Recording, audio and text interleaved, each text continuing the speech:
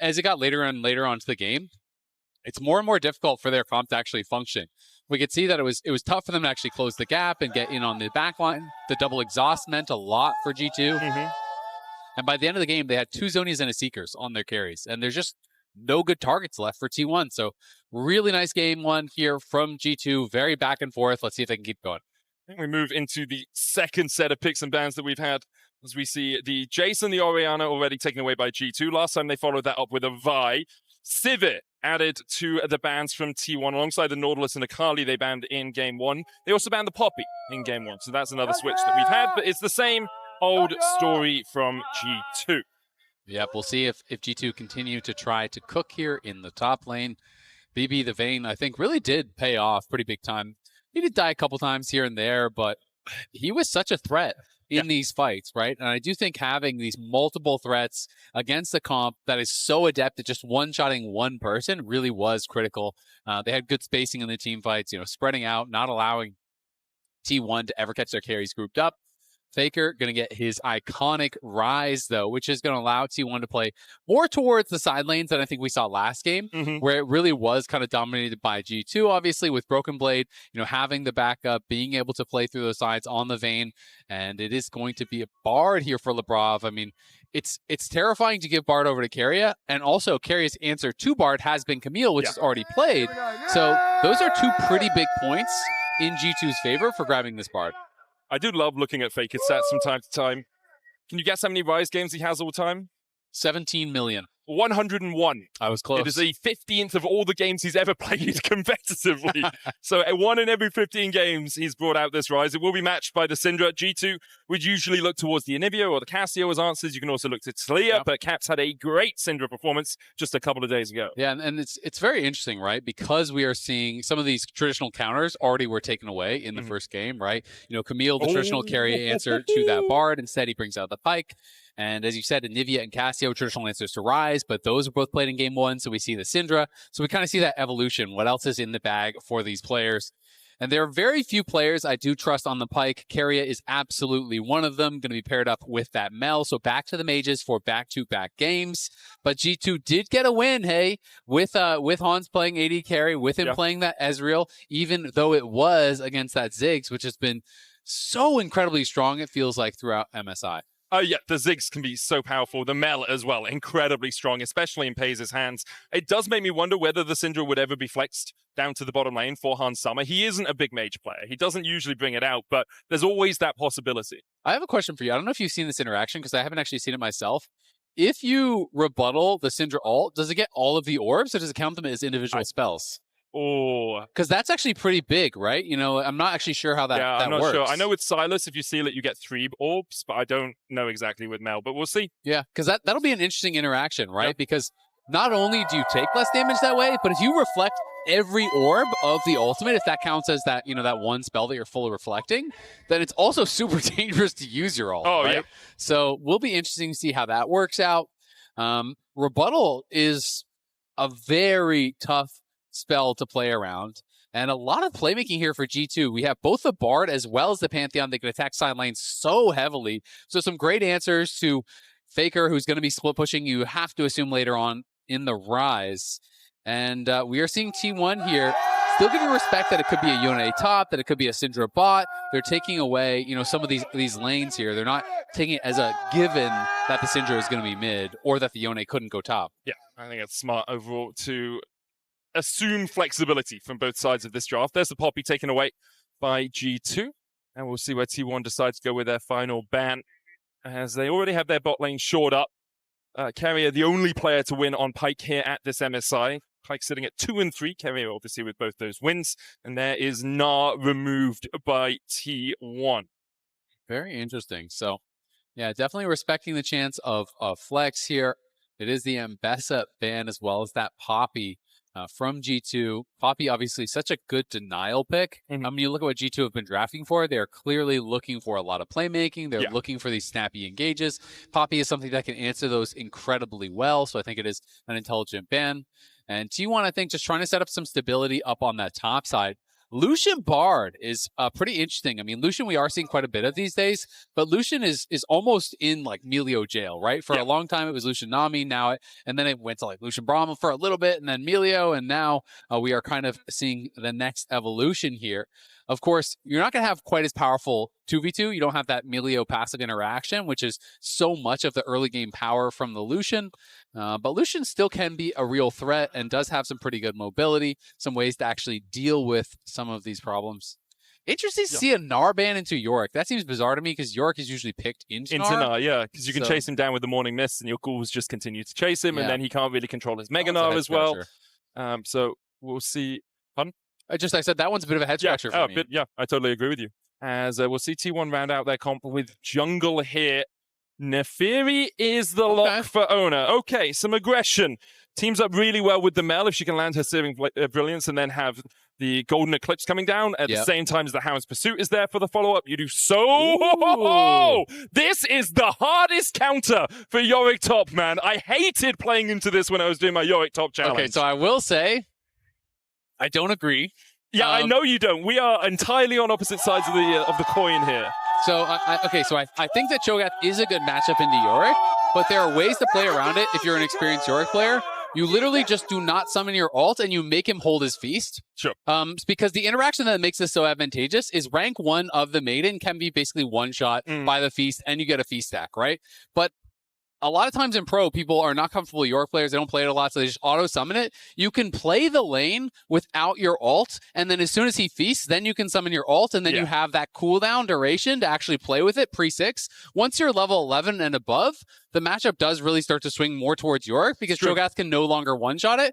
So I want to see if Doran actually knows the interactions. If you just hit 6 and you summon your Maiden insta and you let him have a free stack every time it's up, then that is not going to go very well for you. But you can win in the 1v1 without your ult. You can just fight. And if he ever uses his ult, then out comes the Maiden, and now you have that kind of little bit of breathing room. So I do think it is a good pick into Yorick. I think that it is a great denial pick into some of these squishy engaged champions. If you're Pyke or Naafiri and you go in and you get silenced before call the pack, you can just get one shot. Does a lot. I think that is really kind of what I'm looking at. I see it as an answer, not as a counter, personally. I 100% understand that, and I think perhaps that shows the difference between our top lane skill levels. I am Emerald in top lane, Master in support, but not good in top lane, and you are usually Master Plus, let's be honest, in all the roles. The SkewMond steps forward and is met by Oner and Doran. Caps coming in, looking to land a Dark Sphere, doesn't quite connect. As Hans Summer has gone for the Doran's Helm first on the Lucian. As you said, it's not as good as the Lucian Melio because Lucian's passive was updated for heals and shields. You'd still be able to get the extra damage from the Light Slinger. You can still get it with the Caretaker's Shrine and with some immobilization. If you land a Cosmic Binding, you are still going to get that extra damage. Yep, of course. Melio passive also working in there, though, and that's kind of so strong. So I'm going to be really interested to see how this top lane goes. I don't think it was a great game 1 from Doran. Did kind of struggle in the team fights. Some of that is compositional, of course. You know, G2, very shifty characters. You got Anivia and Vayne and Ezreal, not easy to get in on these champions, easy to get kited out as that Renekton. But I'm curious to see, how familiar is he with this matchup? Is he just going to insta-summon the ult and give those free stacks to BrokenBlade? Or is he going to hold the ult and force BrokenBlade if he wants to get stacks to use one on a minion? Or hold it for that summoning of the Maiden? Because that can make things really, really interesting in this 1v1. And also, how BrokenBlade is going to be able to use that Feral Scream in the 5v5s is just so big. It is such a good denial tool against playmakers. You get silenced on Pyke or on Naafiri, you might just be dead before the silence ends. Yeah, definitely. It's so difficult to escape from those situations, especially if you're starting to dash in and then you get silenced as you go forward. We saw Labrov with a good Cosmic Binding. T1 support matchup here with the T1 Bard versus the T1 Pyke, which I'm sure Keria is happy to see. A lot of T1 skins. Yeah, quite a few around. As Oner jumps across the wall here, does know that SkewMond is on his Razorbeaks, puts a ward down. SkewMond has been well tracked by T1 in this early game, mostly because of that Razorbeak ward.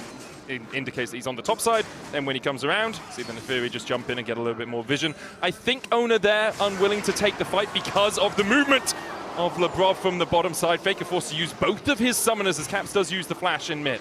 Yeah, trades that flash back as Labrov came in. And I think Faker had a false sense of security because of that move up, but this is the shared champion pool and then the individual champions for each player. BrokenBlade has a lot of wild ones up there. Obviously the TF, the Yasuo, the Malphite, the Yorick, the Oner, a lot of different picks than Doran, who is much more of the kind of standard meta player that you would expect out of a, a top LCK team. And I do like that BrokenBlade has these different styles of champions in his toolkit, and Keria recently passed Faker to become top all-time in the assists internationally, and now he's the first ever to reach 2,000. That is incredible. Really Caps also cool. passes Canyon for 5th most assists ever internationally with 1,298.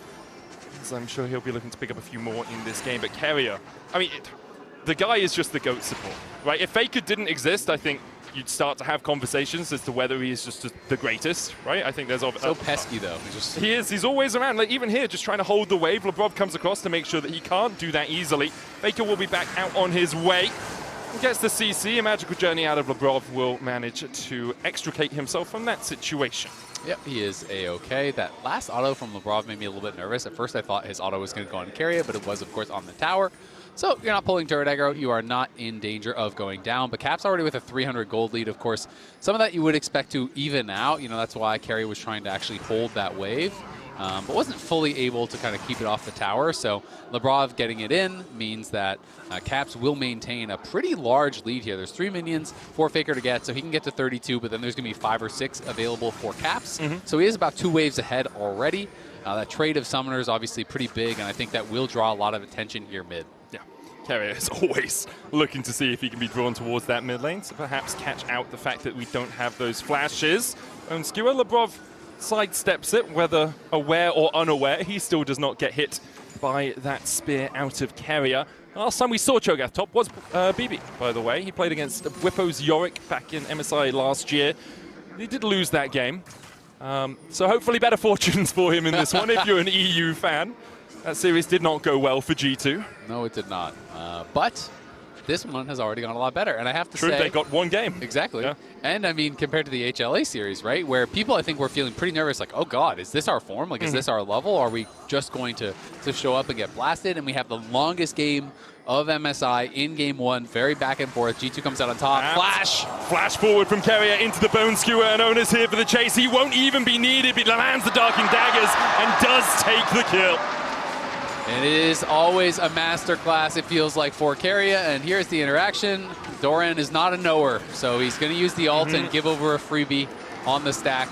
And that is why you don't want to use it. And if it's confusing, why you're saying, well, just what do you mean don't use your ult? Well, Cho'Gath needs to get stacks, right, to be stronger later on in the game. So if you actually hold your ult summon, he can't just sit there and never use his ult to get stacks, or he's going to be put way behind the pace of the game. So that forces the Cho'Gath to say, all right, well, am I going to hold it in case he summons a maiden, or am I going to use it on a minion and start getting this moving? And then as soon as he uses it on a minion, you have that couple minutes or a minute or whatever it is. I can't remember the rank 1 cooldown, where you can actually play with the maiden and get prio. Yeah, about 80 seconds there you go. rank 1 on that feast without any ability haste as Bone Skewer from Keria whistles behind Labrov's ear, doesn't quite find its connection, but good kill overall from T1. Gets Oner ahead on this Naafiri, and you can see Faker also moving, thinking about a Realm Warp towards this top lane. Caps is going to catch him out. Spots the fact that there is a Ryze waiting in that bush, and T1 have a very slight lead, predominantly because of that first blood. Absolutely is, and Oner was the one who grabbed that first blood.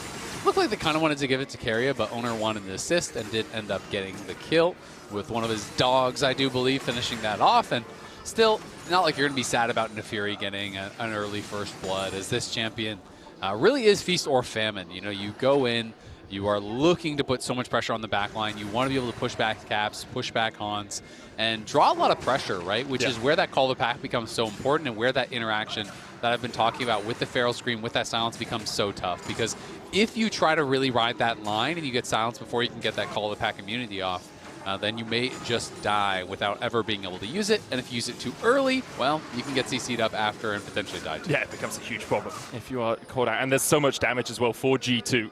And point and click CC, which I think is very important when you are looking to try and harder to outplay. It's much harder to outplay, man. I miss the days when Tarek's dazzle was just point at the enemy. Okay, you're My stunned. kind of skill shot. Yeah, I loved it. In the bottom lane, Peyz They're slightly behind Hansama as BrokenBlade is put into a little bit of a cage, but it should be fine to walk his way out. But really the supports haven't been down here, and Peyz so consistently when he is playing these majors manages to get these leads. Looks like T1 are setting up around the Drake, as there's the Bone Skewer. Soulless Nair not connecting. Hansama dashing forward as they look for the Realm War behind. Magical Journey out. And G2 will manage to extract themselves. Yep, going to be A-okay here. This is Peyz on Mages, 3-0 on Mel, 1-0 on Syndra. His first loss on Mage, last game on the Ziggs, was taken down there by G2. As Faker did use that Realm Warp early, and T1 were hoping to get a pick into the Dragon because they did not get the pick. And Faker has to go back mid, or he's going to give up all these plates and minions. They decide, you know what, we actually can't spend the time to claim the Dragon now. So they are forced back by that disengage. Oh, Grand Starfall flash forward as there was a flash away from Doran, but BrokenBlade's here for the chase. Caps across the wall with the Scatter the Weak as well. Won't allow the Undertaker out. It's Hell in a Cell, and G2 are winning. Nicely played there by G2, looking for a play up towards that top side. Doran tries to use the cage and the flash to escape, but SkewMond is there to get him. Really, the only thing I think Doran maybe could have done is you try to put the cage right kind of like where it fully blocks off the thing, and it can mess up pathing. And there's some weird tricks you can do with that, but pretty hard to escape 3 members. TPM from BrokenBlade as T1 trying to secure at least one of these grubs. Don't have the smite on Oner, but will manage to take it, so it will be a 1-for-2 grub exchange as BrokenBlade, after teleporting, looks like he is just going to go top. Peyz and Keria have been swapped up to that lane. Hansama's going to be left to his own devices against the Yorick down in that bottom side. Yep, you can see Doran has his ult back up and just trying to get to level 11 where that Maiden cannot just get one shot there. Well, it's not true one shot, but close to one shot by the Feast. Close enough that it doesn't really matter. As that Bone Skewer just I did go between the minions, which I think does show just how good Keria is at the pick. Managing to weave it through there, but BrokenBlade didn't step too far forward. Currently at 3 stacks on the Cho'Gath. 10 stacks is where you get the really increased, like every time you ult and feast something, you get increased range on your ultimate as well. And 10 stacks, it's the maximum increased range it can be, which can help in fights. Like Cho'Gath doesn't have a gap closer. That little bit of extra range can really help you. Yeah, you are. It is tough at times for sure. And you get 6 of those stacks just straight up from the minions. And then, of course, you can get it on epic monsters, dragons, barons, heralds, things like this, as well as champions if you do get that last hit. So going to be trying to stack that up as best as he possibly can. Already up to 4 stacks. So I love when Cho'Gath players are just pressing the button. Like you shouldn't just sit there and wait and wait and wait for this like potential all-in that might come. You need to get stacks. It is so much of your power later on. You're not only increasing the range, but also, of course, based on the health that you're gaining, it is increasing the damage of the ult, which is making it more likely to get those subsequent stacks. And they are sending 3 top here again, potentially looking to try to punish Doran, who is missing his flash. And he knows it, so he will be able to back off, but that is going to cost them some plates. That is going to cost them some minions. Doran's TPing to bot lane tower. They're going to put the Maiden down and immediately try and race this. 2 grubs to 1. That sort of race will go in G2's favor, but T1 already have the wave pushed in. They'll take the Drake as well, as G2 invested a lot on towards that top side. Yeah, they absolutely did. Yorick, of course, fantastic at killing off these towers. But Caps and BrokenBlade still racing for this, so let's see who is going to win it. I think it is going to be T1, but it's going to be close. I mean, T2 got back on that tower faster, so it looks like they might actually win. The Sheen Last Rites can do quite a bit of work. There is the Maiden helping as well, of course. It's going to be incredibly close between these two as the first tower of the game is so Oner's coming. Oner comes across. It will be T1. They'll get it with the Last Rites. G2 just 2 seconds too late. And that's all that counts. And they're able to get it. You know, you can see Oner wasn't 100% confident that they were going to get it in the 2v2, so he's like, all right, I'll get down there, try to give a little bit of assistance. They do get that first tower gold, which is pretty nice, and just about all the difference in the gold splitting these 2 teams. You can see BrokenBlade already with that Heartsteel completed. Going to be looking to try to scrap a bit, start getting some stacks. Cho'Gath so powerful with that additional HP. Faker has to use the Ghost here. Tempered Fate comes out, and with the Ghost, he can very quickly sidestep that, then steps back forward. It is cool seeing the T1 logo from the bar just like splash on the ground beside the GOAT, the T1 legend himself. I mean, Faker has what? I think it's something like 9-10 skins now. Grand Starfall in. There's the shield drop as well. Hansama dashing forward. Peyz able to get the rebuttal off. Keria is going to have to dash across this wall to escape as Oner looks to hold that culling, uses the dogs to do so. Yeah, and they're going to try to keep BB away from this top side. Doran was trying to get up there and get some access to that tower. So we did get the 1 feast off the Maiden, but even without Doran, just kind of delaying the summoning, it hasn't really mattered because they haven't really been laning that much against each other. And Doran closing in here on level 11. So we'll see if BB can one-shot that one more time before Doran does get that level up where the Maiden later in the game starts getting pretty tanky. It becomes difficult to actually knock it down as it scales up with those ranks in the ult as well as with your stats. Yeah, especially if you play well around it as well. You can manipulate how much it steps forward, how much it steps back as Labrov and Caps look for Faker on this bottom side. Unleash power onto Faker, takes him down to a third. Keria on the flank, though Labrov will land the stun onto Oner, stopping T1's idea of taking this fight. G2 investing 4 players around here for now, as Caps perhaps will just look for the crystalline overgrowth as Faker wisely walks away from the Dark Sphere and the Force of Will. It's actually the crystalline overgoat that he was going for there. Oh, they jump onto Caps. It's Keria, death from below as Caps is taken out. Labrov trying to chase out this Pyke. Hans Summer on his way through the magical journey. Keria needs some fancy feet to get away, and Hans Summer comes in to secure the kill. A lot of gold to Hans Summer there as SkewMond and Oner butt heads in the river. And both of them able to escape the flash from SkewMond enough to keep him alive. The stat sheet will show a solo kill for Keria, but of course, Caps was very low. SkewMond just to the side of the steering, brilliance. And with the Tempered Fate, Peyz rebuts Labrov. Solar Snare out as well as Faker is looking for more. He has the flash and SkewMond now in range. The Aegis Assault, no movement speed for him. Faker takes it. Hans Summer now needs to get the hell out of dodge, but T1 are collapsing perfectly. The flash across the wall. Here comes Where's Keria? Pyke can smell blood in the water. A bone skewer goes to Narnia, but it didn't need to hit. Faker takes the kill. Yeah, Faker looks so good on these sort of champions where he can get out on the map, where he can roam, where he can really play just so proactive, right? Just getting busy on the map here, moving around with T1. They're looking for Caps. Phantom on the toe, Keria down to Caps as Oner tries to trade back in. Labrov going the long way around, looking for the Caretaker's blessing, and it will be enough. The magical journey. Oner still dashing, a dark and dagger will get him with the bleed, but Caps gets a shutdown in response. Meanwhile, BrokenBlade trying to survive on the top side as Peyz brings down the golden eclipse, but it's not enough even with the ghouls chasing him out. BrokenBlade will heal up. Trying and succeeding to survive on that top side as Labrov and SkewMond now hunting. He gets the slow. Faker gets the movement speed though, and will just walk away. I don't think SkewMond and Labrov would have had enough damage to take down Faker easily, especially since he's still holding on to that flash. Doesn't have the Rod of Ages complete as of yet, but probably has enough in his inventory to finish that one up, and you can see he's now backing away. Next fight, likely around this Rift Herald, although we could be looking at a second Drake play. Yeah, there's the Roa coming in. Faker also working quickly towards that Archangels. They're going to TP back. They don't want to give up this Herald. I mean, Oner is so strong right now. He already has the Cyclo Sword. He's closing in on a second item. And when he gets it, he is going to be so threatening, especially for Caps, who's going to be very reliant upon his team to keep this guy off of him.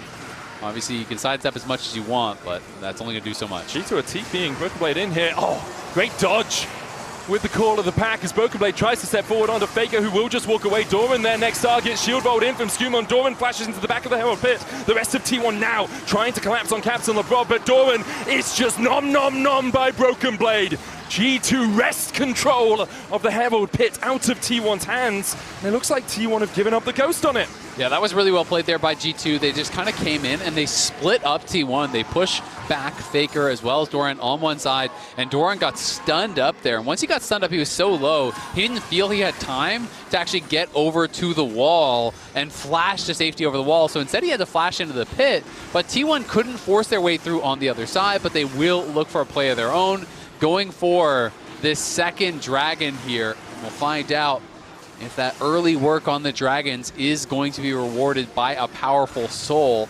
G2 definitely hoping it will not be, but it is Ocean, which definitely not the one that T1 are hoping for. They're a relatively squishy team. Ocean not going to do much for champions like Naafiri and Mel and Pyke, but any soul is a valuable soul. Death from below used for the stun with the Realm Warp follow-up. Caps, you can unleash whatever power you want, but Faker and Keria combine to take him out. It's just like watching a Pyke tips and tricks. Like, he's showing you all the combos here, just beautifully done. What he is doing there is E and then ulting on behind you, which teleports you to them, making the E undodgeable. Then you're stunned. The Bone Skewer's already coming out. That's undodgeable too. It's just so clean, so precise from Keria on this champion.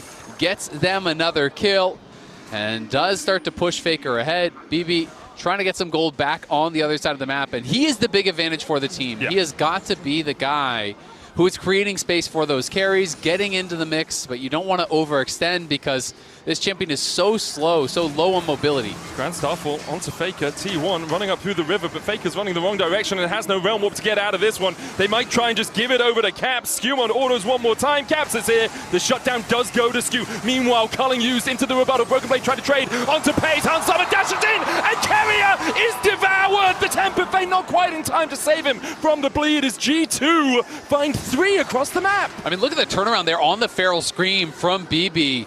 It looked like it might be going bad for G2, but he lands a silence across 2 members, and they just burst them down with the Feast and the Feral Scream and all the damage coming through. And pretty much just got a double kill there, and now BrokenBlade up to 8 stacks already, 1,500 gold ahead individually.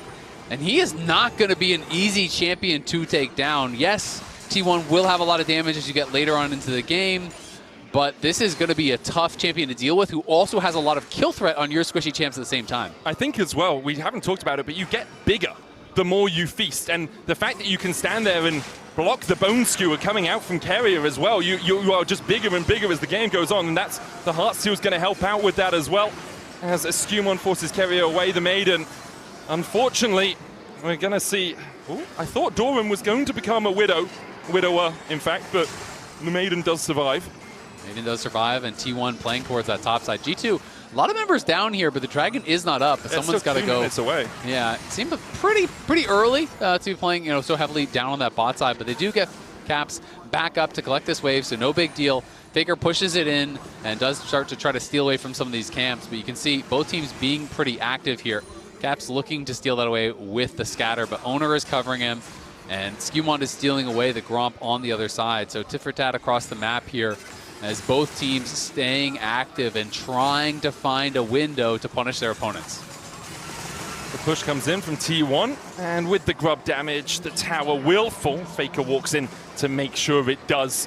As the mid-tier 1 taken for T1. They're third of the game, only 2 for G2 right now. Gold basically even, but again, you have to look at where it sits. Like, Faker is 800 gold ahead of Caps right now. 2 items complete, Rod of Ages, 4 stacks on it. That's a, you saw what was the ooh for? IE just got bought. IE did just get bought for as a second item. So that is a bursty build. That's a big ooh. That is an ooh, because if you get silenced as Keria or Oner, and I didn't mean to interrupt you there, I thought you would just keep going past my ooh. It was such an emphatic ooh. Yeah. I was like, oh, I've missed something really important, and I'm glad we stopped so that you could highlight the fact this Infinity Edge has been bought. It's pretty cool. Yeah. It's ooh-worthy, in my opinion. I agree. And we'll see. I mean, because he doesn't have to go in towards like Naafiri or anything like that. This is heavy AD. This is a ton of upfront damage, upfront burst.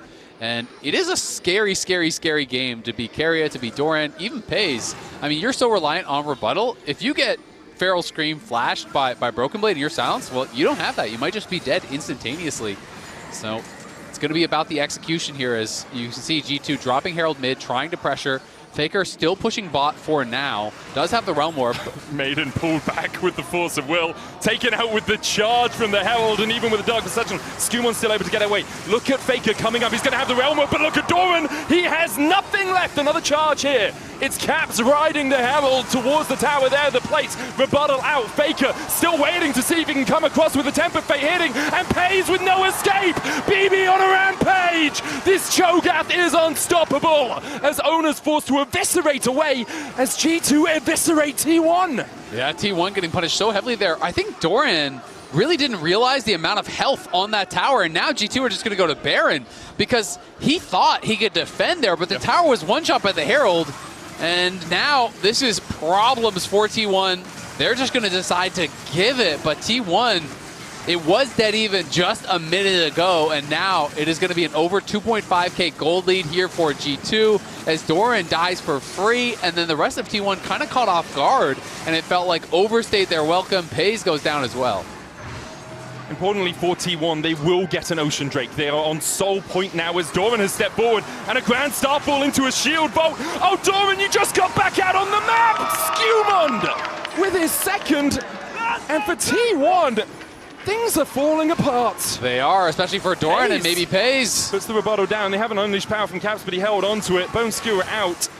G2 will settle with 4 plates out of that tower as BrokenBlade the target for Faker and Oner, but BB might just win this in the 1v2. Feral Scream dodged away from TP behind as Caps looks to join the play, and T1's desperation has turned into G2's desert.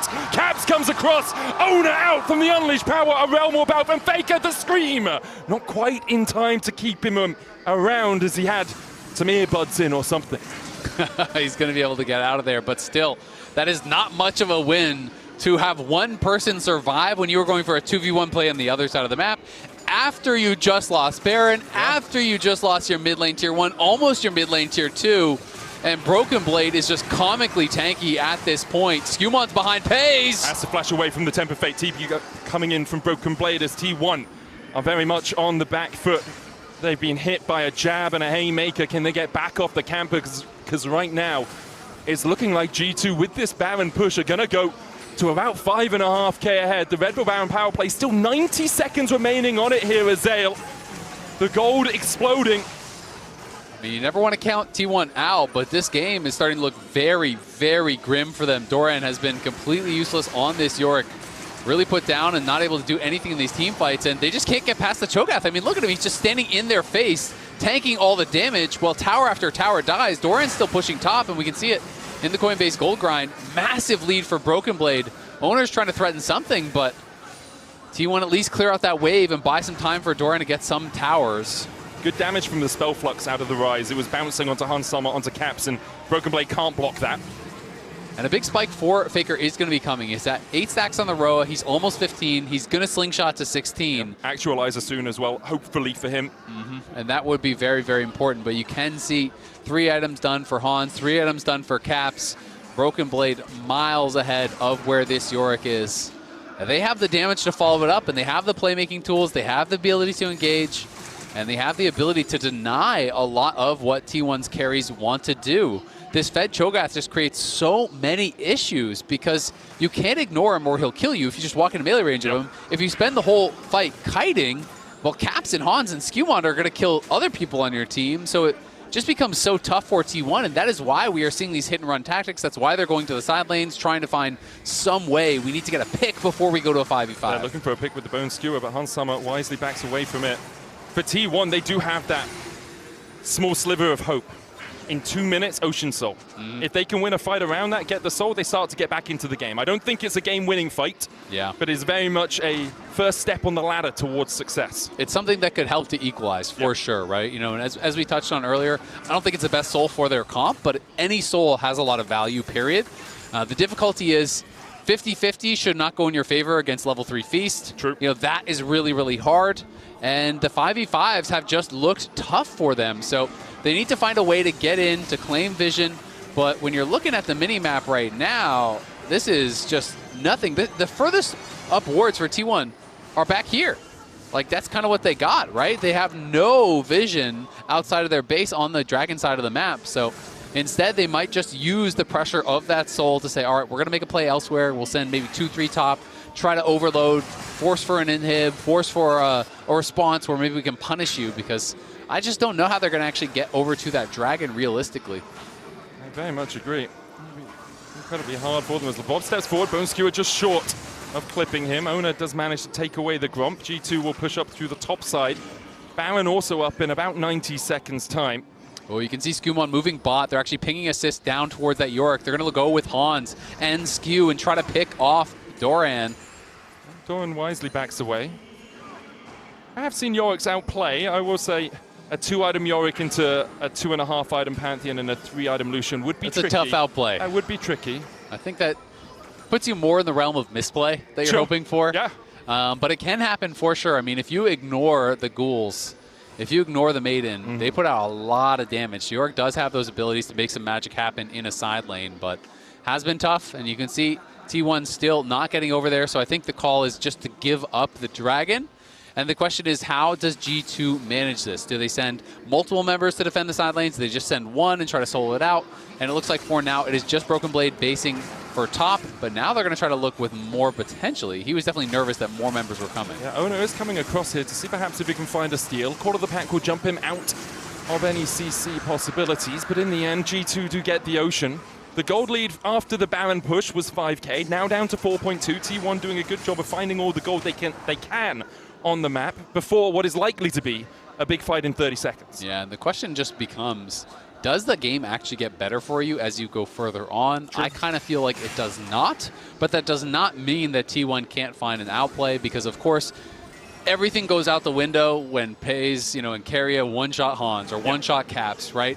But, if G2 do get good vision down, do have BrokenBlade being that kind of first line of defense that they have to get past, I think it is so tough for these playmakers on T1 to just walk through the Cho'Gath. Stepping forward here. Darking Daggers almost connect. Faker with the damage. Didn't pop the actualizer, now does have it completed. Yep, and he has 16, as we talked about, so he's almost 17 now at this point. So Faker definitely, you give him an angle under your carries, he could take them down, but SkewMond just completed the GA.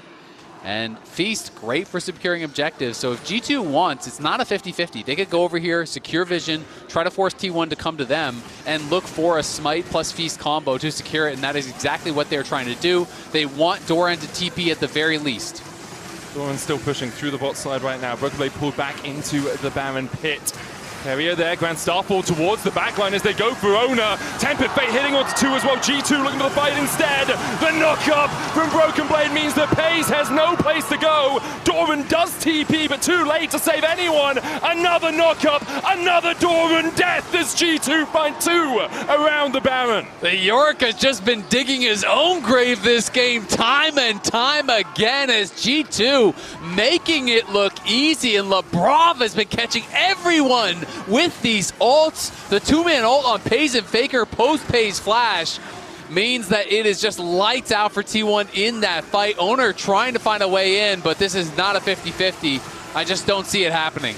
I mean, BrokenBlade is the one marking him, so if Oner could get past BB towards the Baron, it would have been, but G2 do secure their second of the game. Yep, and Faker down towards that bot side was briefly the only one with the gold. He was up 2 gold on Caps before he took that wave. But look at the advantage now for G2. The Soul has been stopped, the second Baron has been taken, and it is big leads on much more consistent champions on the side of G2. It's much easier to play out the fight to get value on a Bard, on a Pantheon, compared to the under-level and very poor Keria and Oner. Keria is level 10. Cho'Gath is level 18. Mid lane is level 17. Yeah. Keria is 3 levels down on Labrov. So in the best of times, it's hard to play Pyke in the late game. In times like this. Bone skewer onto BrokenBlade. Rupture coming down. There's a Solar Snare for the follow-up. And Faker's here from the side trying to machine gun down this Cho'Gath. But Faker realizes there's only one big dog here as BrokenBlade's going to force him away. The Temper Fate hits the backline and G2 pounce. Peyz brings out a golden eclipse, but there's only darkness for T1 as Keria is forced away, and the culling finds the Undertaker. Yorick down, 3 down, G2 pushing through mid. G2 are about to bring us the match point here. Keria is trying to cut the wave, but they still have the Baron cannon. G2 just have to defend it and push in for the win. BB is absolutely massive. The Hound's pursuit does nothing against G2. It is 1 away from glory, 1 away from their first best-of-5 win against T1 in 7 years. G2 are on the cusp of victory. And this one looks so one-sided. Last game, very back and forth. This one was all G2 all the time. They're on match point.